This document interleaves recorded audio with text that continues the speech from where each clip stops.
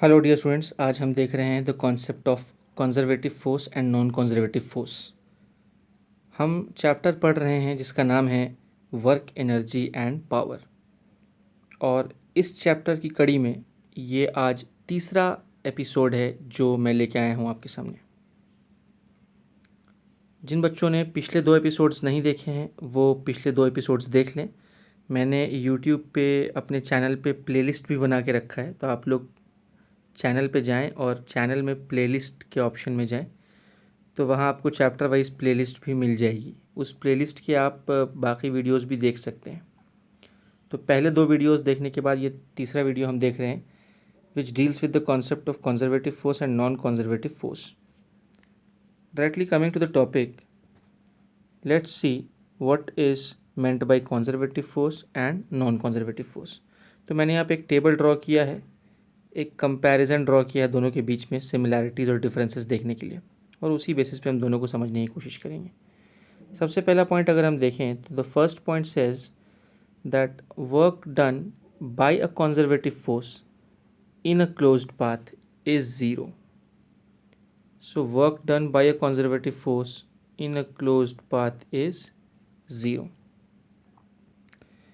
तो सबसे पहले तो ये एग्जाम्पल देख लेते हैं। कंजर्वेटिव फोर्स के एग्जाम्पल बहुत सारे हैं, जिसमें से एक हम देख रहे हैं ग्रेविटेशनल फोर्स। तो डियर स्टूडेंट्स, मैं कंजर्वेटिव फोर्स जब एक्सप्लेन करूंगा तो ग्रेविटेशनल फोर्स मानते हुए एक्सप्लेन करूंगा। ये सबसे जनरल एग्जाम्पल है, सबसे ज़्यादा यूज़ होने वाला एग्जाम्पल है। और जब मैं नॉन कंजर्वेटिव फोर्स बोलूँगा तो मैं फ्रिक्शनल फोर्स मान के उसका एग्जाम्पल दूंगा। ठीक है, तभी फ़िलहाल आपको इतना ध्यान में रखना है कि जब भी मैं बोलूँ whenever I say conservative force you must think about gravitational force, and whenever I say non conservative force you must think about frictional force. That is what you have to keep in mind for the time being. Okay, now let's come to the first point, which says that work done in a closed path by a conservative force is always equal to zero. पर non conservative का पहला point अगर देखेंगे तो work done in a closed path by a non conservative force is not equal to zero. तो पहले point को हम पहले समझ लेते हैं। क्लोज्ड पाथ की अगर हम बात करें डियर स्टूडेंट्स, क्लोज्ड पाथ, तो सपोज़ ये ग्राउंड है, एक पार्टिकल को मैंने यहाँ लिया, ये इसका इनिशियल पॉइंट है, इनिशियल पॉइंट को मैं ए बोल देता हूँ, और ये फाइनल पॉइंट है, जिस फाइनल पॉइंट को मैं क्या बोल दे रहा हूँ, बी बोल दे रहा हूँ। अब इस पार्टिकल को मैं ए से बी तक इस पाथ से लेके जाऊँ या इस पाथ से लेके जाऊँ, ये पाथ नंबर 1 है और ये पाथ नंबर 2 है। तो what will be the work done by gravitational force in path 1। तो अगर हम पाथ 1 की बात करें या पाथ 2 की बात करें, दोनों ही केसेस में अगर हम पाथ 1 के केस में देखेंगे तो वर्क डन क्या होता है, वर्क डन होता है फोर्स इनटू डिस्प्लेसमेंट। तो अगर हम पहले केस में देखें, अगर ये जो पार्टिकल है उसके मास को हम m बोलते हैं, तो पार्टिकल का डिस्प्लेसमेंट क्या होगा, इनिशियल और फाइनल पॉइंट को स्ट्रेट लाइन से अगर हम ज्वाइन कर दें तो ये लाइन हमको दे देगी डिस्प्लेसमेंट। मान लो डिस्प्लेसमेंट d है, ठीक है। तो चाहे पाथ 1 से हम उस पार्टिकल को लेके जाएं या पाथ 2 से लेके जाएं, दोनों ही केसेस में इनिशियल और फाइनल पॉइंट जब तक कि सेम है, जब तक कि इनिशियल और फाइनल पॉइंट सेम है, तब तक पाथ कोई सा भी रहे, पाथ मैं कैसा भी बना दूं, डिस्प्लेसमेंट तो सेम ही रहने वाला है। तो पाथ 1 के लिए भी जो वर्क डन होगा वो minus m g into d होगा, यानी फोर्स इंटू डिस्प्लेसमेंट। और ये माइनस साइन क्या बता रहा है, माइनस साइन बता रहा है कि भैया वेट तो नीचे एक्ट कर रहा है लेकिन डिस्प्लेसमेंट ऊपर की दिशा में हो रहा है, तो फोर्स और डिस्प्लेसमेंट ऑपोजिट दिशा में है, इसीलिए वर्क डन क्या हो रहा है, नेगेटिव हो रहा है। तो एनीवेज W1 जो है वो माइनस एम जी डी है, और W2 भी क्या होगा, वो भी माइनस एम जी डी ही होगा, क्योंकि सेकंड केस में भले पाथ अलग हो लेकिन डिस्प्लेसमेंट वही है और फोर्स और डिस्प्लेसमेंट का प्रोडक्ट अल्टीमेटली सेम आ जाएगा। Therefore what we can say is W1 is equal to W2, और अगर इसको पाथ नंबर 3 बोल दें तो इज इक्वल टू W3, इस तरह से हम बोल सकते हैं। तो ये W1, W2, W3 ये किसका वर्क है, ये work done by gravitational force है which is a conservative force. तो हम देख रहे हैं कि तीनों केस में work done by gravitational force यानी कंजर्वेटिव फोर्स सेम आ गया। ठीक है, तो ये एक बात तो ये हो गई।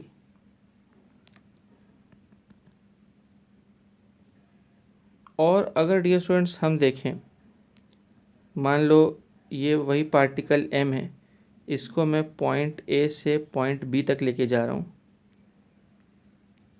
तो पॉइंट A से पॉइंट B तक मैं उसको लेके गया और B से वापस A लेके आ गया।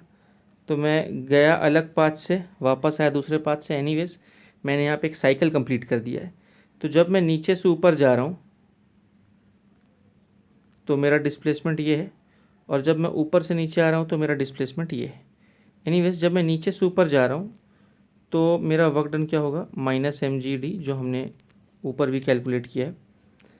और जब मैं ऊपर से नीचे आ रहा हूँ तो वर्क डन बाई ग्रेविटी क्या होगा, +mgd। क्यों? क्योंकि ऊपर से जब नीचे आएंगे तो ऊपर से नीचे आते टाइम डिस्प्लेसमेंट भी नीचे है और फोर्स भी नीचे है। अब मैं अगर टोटल वर्क निकालूं तो W1 + W2 will be what, 0। यानी वर्क डन क्लोज साइकिल में क्या हो गया, 0 हो गया। यानी कि A से B और B से वापस A जब हम आए हैं, तो हम A से B गए और B से वापस A आए, तो टोटल वर्क डन क्या हो जाएगा, 0 हो जाएगा। यानी पता ये चला कि ये total work done by gravity, यानी total work done by the conservative force in a close path is 0। लेकिन वही अगर हम फ्रिक्शन की बात करें डियर स्टूडेंट्स, सपोज़ ये कोई रफ सरफेस है और यहाँ पर हमारा कोई ब्लॉक है, ठीक है। अभी ये पॉइंट A है और ये पॉइंट B है। तो सपोज़ इस ब्लॉक को मैं पहले तो A से B लेके गया, तो A से B मैं इसको ऐसा लेके गया, लेकिन B से A मैं इसको ऐसा ऊपर से लेके आया। पाथ तो क्लोज हो गया क्योंकि जहाँ से चला था वापस वहीं आ गया। A से B लेके जाएंगे जब, तो फोर्स किधर ऐड करेगा, फ्रिक्शनल फोर्स इधर ऐड करेगा, लेकिन डिस्प्लेसमेंट इस तरह से होगा। तो A से B जाते समय work done in going from A to B, work done by friction negative हो जाएगा। मान लो मैं एक रैंडम वैल्यू दे देता हूँ -10 जूल, ठीक है। लेकिन जब work done from B to A बोलेंगे तो वो तो 0 होगा। क्यों? क्योंकि B से A में वो ब्लॉक हवा से उठा के लेके आ रहे हैं, ऐसे हवा में पिक किया उसको और B से A लेके आ गए। तो क्योंकि वो ब्लॉक हवा से हम लेके आए हैं तो वहाँ पे कोई फ्रिक्शनल फोर्स एक्ट ही नहीं कर रहा।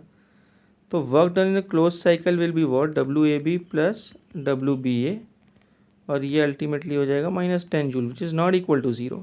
यानी पता ये चला कि वर्क डन बाई फ्रिक्शन, जो कि एक नॉन कंजर्वेटिव फोर्स है in a closed path, is not equal to 0, but work done by gravitational force which is a conservative force in a closed path is equal to 0, ठीक है। तो एक पहला point तो हमें ये पता चल गया कि क्लोज्ड पाथ में इसका वर्क डन 0 होगा, पर जो नॉन कंजर्वेटिव है उसका work done will be not equal to 0, ठीक है। और दूसरा पॉइंट जो हम देख रहे हैं, कंजर्वेटिव फोर्स का work done is path independent, पर नॉन कंजर्वेटिव फोर्स का work done is path dependent, ठीक है। तो ये भी मिलता जुलता पॉइंट है। ऊपर वाले डायग्राम में अगर हम देखें स्टूडेंट्स, ऊपर वाले डायग्राम में तो हम देख रहे हैं कि जब तक इनिशियल और फाइनल पॉइंट फिक्स है तब तक पाथ कोई भी रहे, वर्क डन किसी भी पाथ में क्या रहेगा, सेम रहेगा। जब तक इनिशियल और फाइनल पॉइंट सेम है तब तक कंजर्वेटिव फोर्स का वर्क डन जो है वो पाथ इंडिपेंडेंट रहेगा। It depends only on the initial and final point. तो जब तक इनिशियल फाइनल पॉइंट फिक्स है तब तक पाथ कोई भी रहे, वर्क डन हमेशा सेम आने वाला है। लेकिन अगर हम नॉन कंजर्वेटिव फोर्स की बात करें तो इसका वर्क जो है वो पाथ पर डिपेंड करता है। जैसे कि डियर स्टूडेंट्स, अगर सपोज़ ये एक रफ ग्राउंड है और ये कोई ऑब्जेक्ट है, ये पॉइंट A है और ये पॉइंट B है। अगर मैं इस ऑब्जेक्ट को A से B तक इस पाथ से ऐसा लेके जाऊँ घसीट के, तो इसको पाथ 1 बोल दो, और फिर ऊपर से लेके यहाँ आ जाऊँ तो इसको पाथ 2 बोल दो। तो work done in path 1 will be something else, कोई नेगेटिव वर्क डन होगा, पर work done in part 2 will be what, 0। तो W1 is not equal to W2, मतलब वर्क डन बाई फ्रिक्शन हम निकाल रहे हैं। यहाँ हम किसके वर्क की बात कर रहे हैं, फ्रिक्शन के वर्क की बात कर रहे हैं, यानी नॉन कंजर्वेटिव फोर्स के वर्क की बात कर रहे हैं। तो हम देख रहे हैं कि नॉन कंजर्वेटिव फोर्स का वर्क डन पाथ पे डिपेंड कर रहा है, क्योंकि इस पाथ के लिए वर्क अलग है और इस पाथ के लिए वर्क डन बाई फ्रिक्शन अलग है। तो पता चला कि जो सेकंड पॉइंट हमको पता चला कि work done by a non conservative force is path dependent, ठीक है। Coming to the third point deals with the examples. और हम देख रहे हैं कंजर्वेटिव फोर्स का पहला एग्जांपल ग्रेविटेशनल फोर्स है, दूसरा एग्जांपल इलेक्ट्रोस्टैटिक फोर्स है, तीसरा मैग्नेटिक फोर्स है, चौथा स्प्रिंग फोर्स है एंड सो ऑन। इसमें सारे फील्ड फोर्सेस तो आ ही गए, साथ ही साथ एक स्प्रिंग फोर्स भी आ गया। देखो फील्ड फोर्स मतलब वो फोर्स जो फील्ड के थ्रू एक्ट करता हो, तो ग्रेविटेशनल फोर्स एक फील्ड फोर्स है, इलेक्ट्रोस्टैटिक फोर्स इलेक्ट्रिक फील्ड के थ्रू एक्ट कर रहा है तो वो भी फील्ड फोर्स है, मैग्नेटिक फोर्स मैग्नेटिक फील्ड के थ्रू एक्ट कर रहा है तो वो भी फील्ड फोर्स है। तो पहले तीन जो एग्जाम्पल्स हैं, पहले तीन जो फोर्सेस हैं वो फील्ड फोर्सेस हैं, और चौथा वाला जो है स्प्रिंग फोर्स, वो फील्ड फोर्स तो नहीं है लेकिन वो भी कंजर्वेटिव फोर्स का ही एक पार्ट है। तो ये चार एग्जाम्पल्स मैंने दिए हैं कंजर्वेटिव फोर्स के। Non conservative force generally opposing in nature होता है, जैसे कि हम बात कर रहे हैं यहाँ फ्रिक्शनल फोर्स की, तो frictional force opposing in nature है। और विस्कस फोर्स की हम बात करते हैं तो विस्कस फोर्स कहाँ होता है, वो लिक्विड के अंदर में होता है, डिस्टेंस लिक्विड और सॉलिड के बीच में, लिक्विड के लेयर्स के बीच में विस्कस फोर्स होता है और लिक्विड और सॉलिड के बीच में ड्रैग फोर्स होता है। तो ये सभी जितने भी एग्जाम्पल्स हम देख रहे हैं यहाँ पे, चाहे फ्रिक्शनल फोर्स हो, चाहे विस्कस हो, चाहे ड्रैग हो, ये जनरली अपोजिंग इन नेचर होते हैं। इसमें और भी एग्जाम्पल्स हैं, जैसे पुश और पुल आ जाता है, पुश और पुल, और टेंशन इन अ कॉर्ड, मतलब किसी रस्सी में कोई टेंशन होगा तो वो टेंशन भी इसी कैटेगरी में आ जाता है। Anyways, coming to the fourth point. Fourth point ये है कि when only conservative force acts on a body, the body में have potential energy or kinetic energy or both. ठीक है, यानी जब कंजर्वेटिव फोर्स यानी फिलहाल दिमाग में क्या रखना है, ग्रेविटेशनल फोर्स, तो उस टाइम बॉडी के पास या तो पी होगा या के होगा या दोनों भी होगा। तो सिंपल सी बात है, अगर किसी ऑब्जेक्ट को हम सपोज ड्रॉप कर देते हैं हवा से, ठीक है, इस तरह से मैंने इस ऑब्जेक्ट को ड्रॉप कर दिया है, ये ऑब्जेक्ट नीचे गिर रहा है, फ्री फॉल हो रहा है इसका। तो जब फ्री फॉल हो रहा है तो इनिशियली इसके पास जो टोटल एनर्जी थी वो किस रूप में थी, पोटेंशियल एनर्जी के रूप में थी, क्योंकि उसका इनिशियल वेलोसिटी क्या था, 0 था। कुछ देर बाद जब जैसे से वो नीचे आता जाएगा वो ऑब्जेक्ट, किसी पर्टिकुलर पॉइंट पे धीरे धीरे उसकी पोटेंशियल एनर्जी घटती जाएगी और काइनेटिक एनर्जी बढ़ती जाएगी। तो इस पॉइंट पे इसके पास पोटेंशियल एनर्जी भी है और काइनेटिक एनर्जी भी है, और अल्टीमेटली ऐसा आता जाएगा और जैसे ही वो ग्राउंड को टच करेगा तो उसकी जो पोटेंशियल एनर्जी है वो 0 हो जाएगी, और टोटल एनर्जी जो किस रूप में आ जाएगी, काइनेटिक एनर्जी के रूप में आ जाएगी just before touching the ground. तो हम देख रहे हैं कि ए से बी तक बॉडी के ऊपर कौन सा फोर्स लगता रहा, सिर्फ और सिर्फ ग्रेविटेशनल फोर्स, जो कि एक कंजर्वेटिव फोर्स है। तो हम देख रहे हैं कि जब कंजर्वेटिव सिर्फ और सिर्फ कंजर्वेटिव फोर्स बॉडी के ऊपर एक्ट कर रहा है तो बॉडी के पास कौन सी एनर्जी है, या तो सिर्फ पी, या तो सिर्फ के, या बोथ पी प्लस के। लेकिन पोटेंशियल और काइनेटिक के अलावा और कोई एनर्जी बॉडी के पास नहीं है। कब, जब सिर्फ कंजर्वेटिव फोर्स बॉडी पे एक्ट करे तब। लेकिन क्या हो अगर बॉडी पे नॉन कंजर्वेटिव फोर्स भी एक्ट करने लगे, तो ये पॉइंट देखते हैं। When non conservative force acts on a body, the body can have energies other than potential and kinetic, यानी पोटेंशियल और काइनेटिक के अलावा भी बॉडी के पास एनर्जी आ सकती हैं, जैसे कि heat energy, sound energy, light energy, etc. और देखते हैं कैसे। तो सपोज डियर स्टूडेंट्स, एक इंक्लाइन प्लेन ले लो, इंक्लाइन प्लेन है और मान लो इनिशियली ये इंक्लाइन प्लेन स्मूथ है। तो अगर ये इंक्लाइन प्लेन स्मूथ है और इसके ऊपर मैं कोई ब्लॉक रख दूँ और उसको रिलीज़ कर दूँ इस तरह से, ब्लॉक स्लाइड करके नीचे आएगा। तो जब ब्लॉक स्लाइड करके नीचे आएगा तो यहाँ पर टोटल एनर्जी किस रूप में होगी, पोटेंशियल एनर्जी के रूप में होगी। और हमको पता है कि इस ब्लॉक के ऊपर सिर्फ और सिर्फ कौन सा फोर्स लग रहा होगा, यहाँ पे इस ब्लॉक के ऊपर सिर्फ और सिर्फ, देखो इधर तो एम जी कॉस थीटा है जिसको नॉर्मल बैलेंस कर दे रहा है, तो ये तो इनका तो कोई वर्क नहीं है। वर्क सिर्फ और सिर्फ कौन कर रहा है, वर्क सिर्फ और सिर्फ एम जी साइन थीटा कर रहा है। क्यों, क्योंकि डिस्प्लेसमेंट तो नीचे हो रहा है ना, तो ये फोर्स डिस्प्लेसमेंट के अलॉन्ग है, पर नॉर्मल रिएक्शन और एम जी कॉस थीटा तो डिस्प्लेसमेंट के परपेंडिकुलर है, तो इसका वर्क 0 है, इसका वर्क 0 है, सिर्फ एम जी साइन थीटा वहाँ पे वर्क कर रहा है। एम जी साइन थीटा एक तरह का ग्रेविटेशनल फोर्स का ही कॉम्पोनेंट है, यानी कि स्मूथ इंक्लाइन प्लेन के ऊपर सिर्फ और सिर्फ ग्रेविटेशनल फोर्स एक्ट कर रहा है। तो अगर इंक्लाइन प्लेन स्मूथ है तो इनिशियली बॉडी के पास टोटल एनर्जी पी के रूप में है। इसके मोशन के दौरान बीच में कहीं भी अगर तुम देख लो तो उसके पास पी प्लस के ही है, और जब वो बिल्कुल नीचे पहुँचेगा तो टोटल एनर्जी के ई में कन्वर्ट हो जाएगी। ये कब की बात है, जब इंक्लाइन प्लेन क्या है, स्मूथ है। यानी कि इंक्लाइन प्लेन स्मूथ है, यानी सिर्फ और सिर्फ कौन सा फोर्स यहाँ लग रहा है, कंजर्वेटिव फोर्स लग रहा है। तो सिर्फ और सिर्फ कंजर्वेटिव फोर्स यानी ग्रेविटेशनल फोर्स लग रहा है, इसका मतलब बॉडी के पास पी और के ही है सिर्फ। लेकिन अगर नॉन कंजर्वेटिव फोर्स भी आ गया मान लो, यानी ये इंक्लाइन प्लेन अब रफ है, ये कैसा इंक्लाइन प्लेन है, रफ इंक्लाइन प्लेन है, रफ बना देता हूँ। उस केस में जब बॉडी नीचे आना शुरू होगी, नीचे आना बॉडी शुरू होगी, तो शुरू तो होगा कि भैया पूरा का पूरा पोटेंशियल एनर्जी के रूप में शुरू होगा मामला। लेकिन जब हम उसको रिलीज़ कर देंगे और वो नीचे आना शुरू होगी, तो किसी पर्टिकुलर इंस्टेंट ऑफ टाइम पे बॉडी के पास पोटेंशियल एनर्जी तो होगा, काइनेटिक एनर्जी भी होगा, लेकिन साथ ही साथ फ्रिक्शन की वजह से हीट क्रिएट हो सकता है।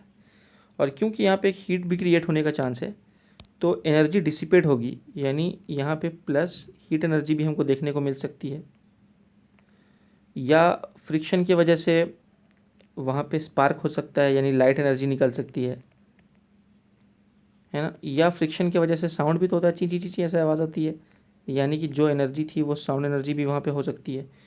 यानी कि पिछले केसेस में क्या हो रहा था कि पी कम्प्लीटली के में कन्वर्ट हो जा रहा था, यानी मान लो total energy potential energy 10 joule है तो काइनेटिक में 10 जूल में कन्वर्ट हो जाएगा, यानी एनर्जी का कोई लॉस नहीं है, बस पी से के में एनर्जी कन्वर्ट हो रही है, और नीचे से ऊपर फेंकोगे तो के से पी में कन्वर्ट हो रही है, तो एनर्जी का कोई लॉस नहीं है, ये पूरा 10 जूल में कन्वर्ट हो गया, 10 जूल पी 10 जूल के में कन्वर्ट हो गया। लेकिन यहाँ पर अगर मान लो वो इनिशियली 10 जूल लेके निकला था, देखो इस तरफ देखो तो यहाँ भी 10 जूल लेके निकला था, और मान लो यहाँ पे ये 2 हो गया, ये 8 हो गया, तो यहाँ भी 10 जूल है, और यहाँ पहुँचा तो यहाँ भी पूरा का पूरा 10 जूल है, ठीक है। तो यहाँ भी पूरा का पूरा पी के ई में कन्वर्ट हो गया, 10 जूल में कन्वर्ट हो गया, 10 जूल पी 10 जूल के ई में कन्वर्ट हो गया, no loss of energy, no loss of mechanical energy बोल सकते हैं, यानी कि पी और के सम में कोई लॉस नहीं आ रहा। लेकिन यहाँ पे हम देख रहे हैं कि पी 10 जूल लेके चला था वो, तो मान लो ये सपोज़ 4 हुआ, ये 2 हुआ, तो 4 2 6 जूल तो हो गया, लेकिन और 4 जूल कहाँ गया, हो सकता है 1 जूल यहाँ चला गया हो, है ना, 2 जूल यहाँ चला गया हो, 1 जूल यहाँ चला गया हो, तो अल्टीमेटली जो है एनर्जी जो है वो डिसिपेट होने लगती है दूसरे फॉर्म्स में। कब? जब नॉन कंजर्वेटिव फोर्स सिस्टम पे एक्ट करने लगता है, तो बॉडी के पास पोटेंशियल और काइनेटिक एनर्जी के अलावा भी दूसरे फॉर्म्स ऑफ एनर्जी देखने को मिलते हैं।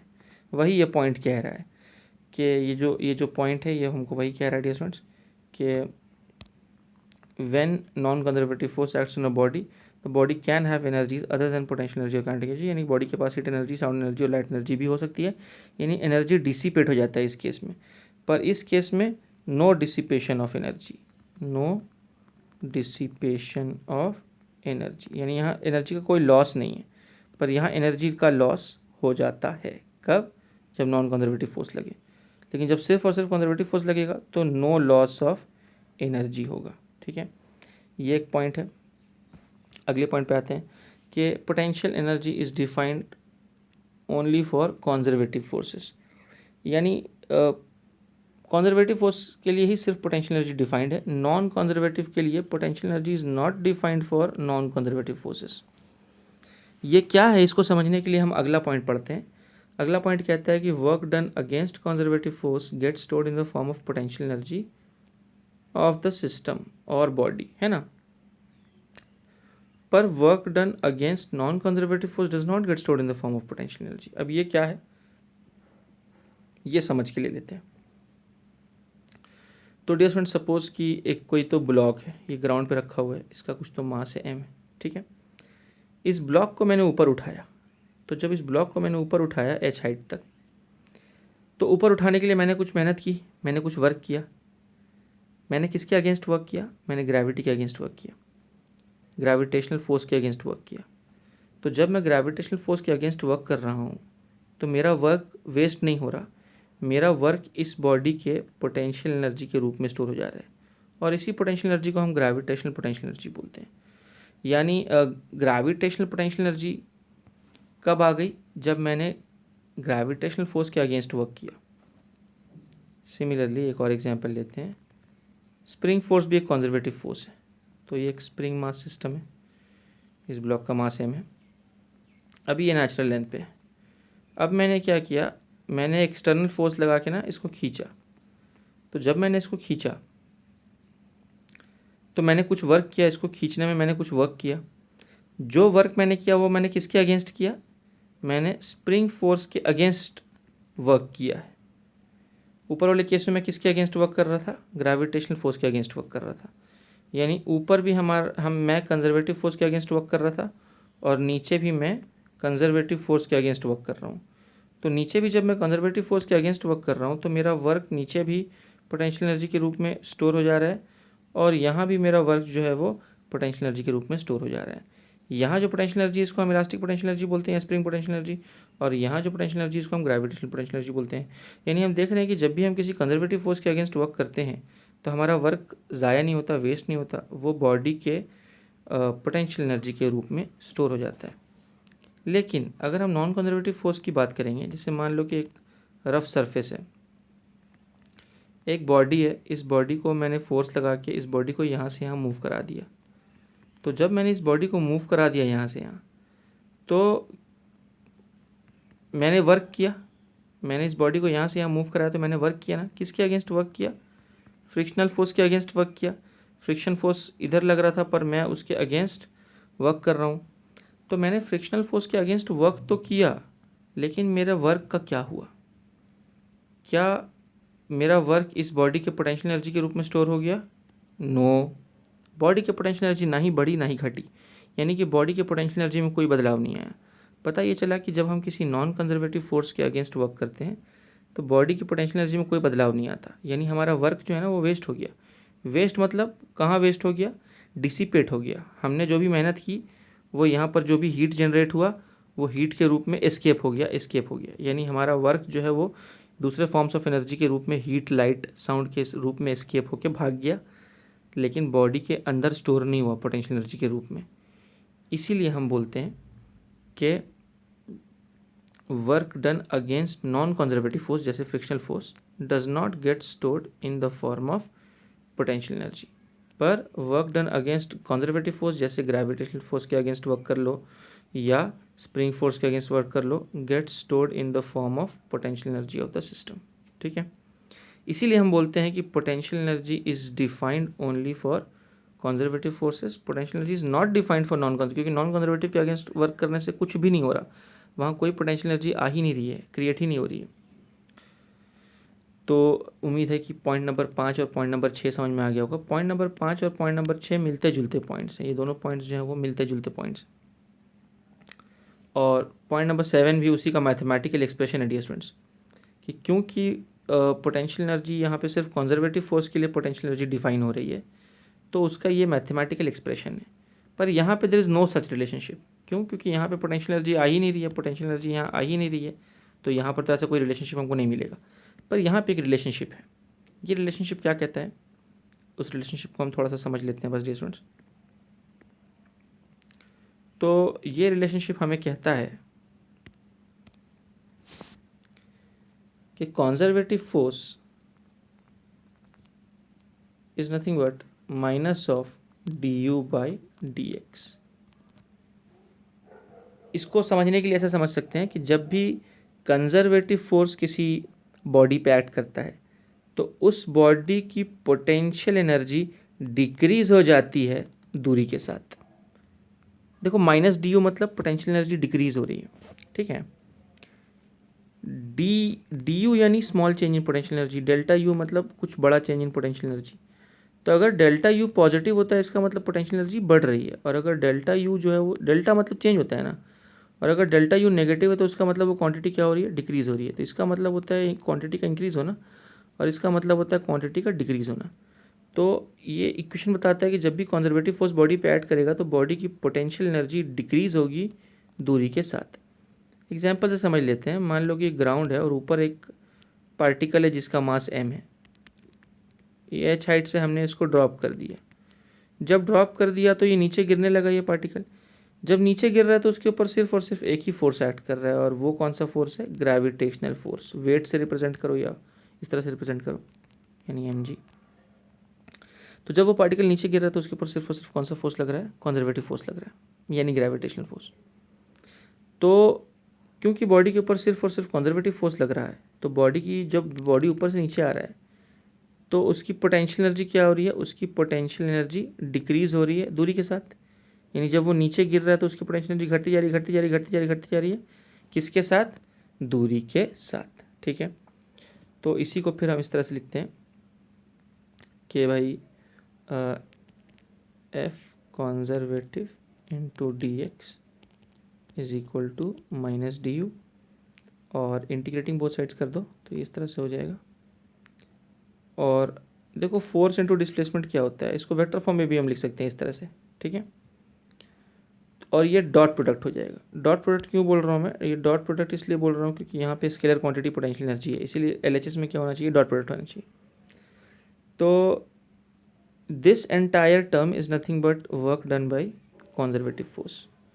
तो मैं बोल रहा हूँ work done by conservative force is nothing but minus integration of D U, और हम चाहें तो इसको u1 से u2 तक लिमिट्स पुट अप कर सकते हैं। तो अल्टीमेटली ये हो जाएगा माइनस u2 माइनस u1, और ये हो जाएगा माइनस ऑफ डेल्टा u। तो w कंजर्वेटिव क्या आ गया, work done by conservative force is nothing but negative of change in potential energy minus of delta u। तो this equation gives us the relationship between the work done and change in potential energy. यहीं पे एक चीज़ मैं और add कर देता हूँ, is equal to W external, यानी work done by external force,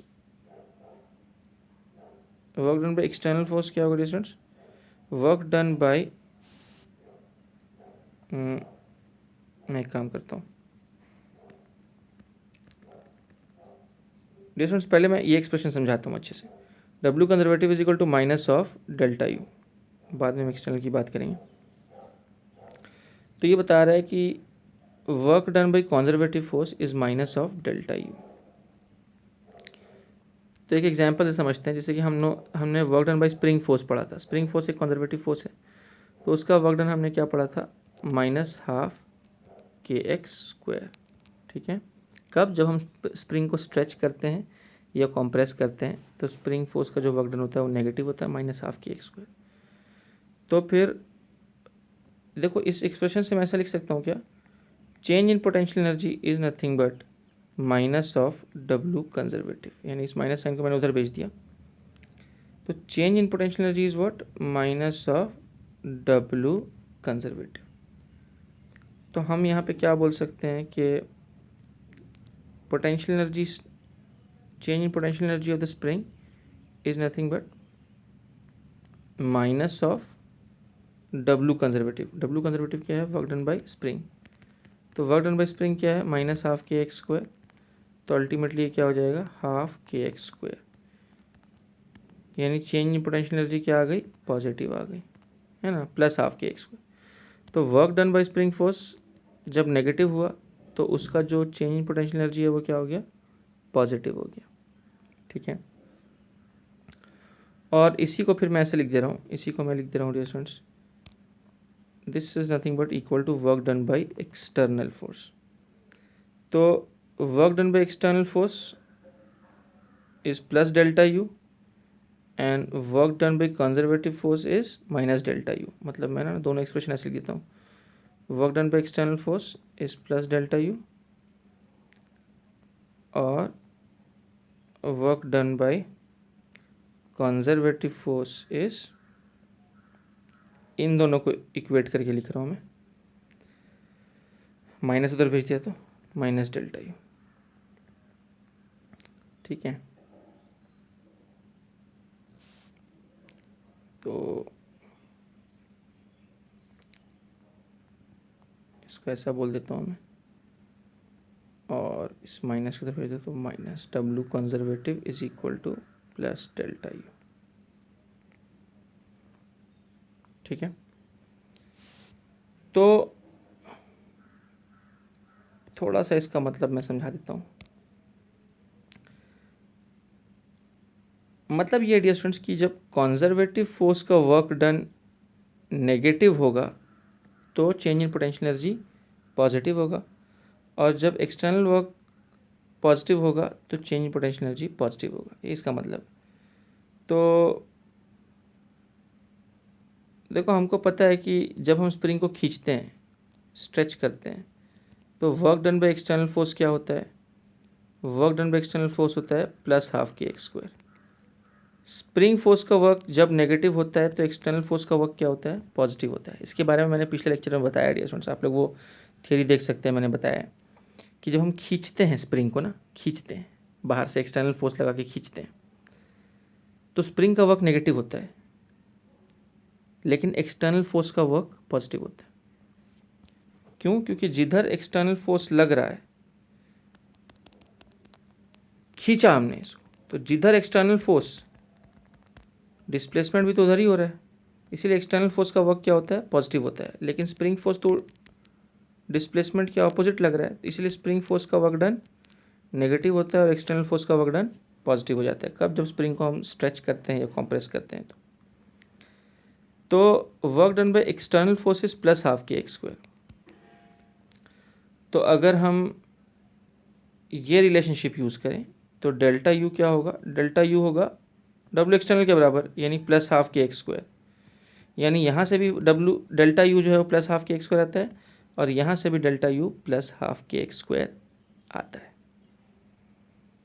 तो चाहो तो तुम पोटेंशियल एनर्जी को, यानी ये जो पोटेंशियल एनर्जी है इसको हम चाहें तो एक्सटर्नल वर्क के टर्म्स में रिलेशनशिप लिखें, या हम चाहें तो इस पोटेंशियल एनर्जी का कंजर्वेटिव फोर्स के वर्क डन के रूप में इसका रिलेशनशिप लिखें।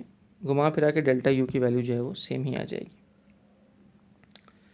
तो यही थी पूरी कहानी डियर स्टूडेंट्स। कंजर्वेटिव फोर्स और नॉन कंजर्वेटिव फोर्स का थियोरेटिकल एस्पेक्ट मैंने समझाया, एग्जांपल्स दिए और उसका मैथमेटिकल फॉर्म भी मैंने बताया, जहाँ पे हमने देखा कि conservative force, work done by conservative force और पोटेंशियल एनर्जी का क्या रिलेशनशिप है वो भी हमने देखा। ये रिलेशनशिप हमको पोटेंशियल एनर्जी निकालने के काम में आता है। यानी अगर हमारे पास वर्क है तो उस वर्क के थ्रू हम क्या निकाल सकते हैं, उस वर्क के थ्रू हम पोटेंशियल एनर्जी निकाल सकते हैं। तो अगर हमारे पास वर्क है तो वर्क के थ्रू हम पोटेंशियल एनर्जी निकाल सकते हैं। यही इसका फ़ायदा है। बस इसी के साथ साथ आज के लेक्चर हम कंक्लूड करते हैं। उम्मीद है सारी बातें समझ में आ गई हूँ। थोड़ा क्रिटिकल था ये कॉन्सेप्ट, कोई डाउट हो तो यूट्यूब कमेंट सेक्शन में नीचे पूछ सकते हैं डियर स्टूडेंट्स, या व्हाट्सएप ग्रुप पे पूछ सकते हैं। और अगर वीडियो अच्छा लगा है तो इसको लाइक कर दें, कमेंट करें, शेयर करें, सब्सक्राइब करें dear students. Over and out.